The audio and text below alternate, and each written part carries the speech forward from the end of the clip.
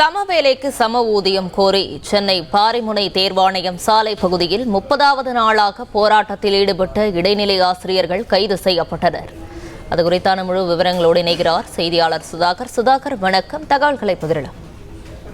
சமவேலைக்கு சம ஊதியம் என்ற கோரிக்கையை வலியுறுத்தி இடைநிலை பதிவுமுப்பு ஆசிரியர்கள் இயக்கம் சார்பில் சென்னையில் தொடர் முற்றுகை போராட்டம் நடத்தப்பட்டு வருகிறது. இன்று 30வது நாளை எட்டியுள்ளது.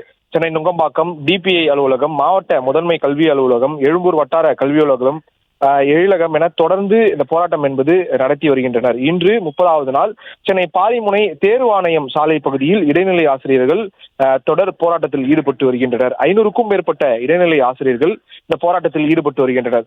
திமுகவின் தேர்தல் வாக்குறுதி எண் 311 வலியுறுத்தி இடைநிலை ஆசிரியர்கள் சம வேலைக்கு சம ஊதியம் என்ற கோரிக்கையை வலியுறுத்தி கடந்த மாதம் தொடங்கி இன்று 30வது நாளை எட்டியுள்ளது.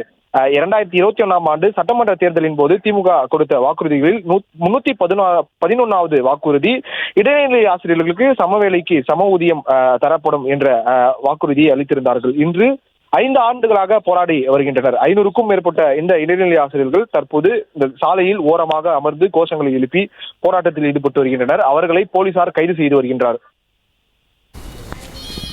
விவரங்களுக்கு நன்றி சுதாகர்.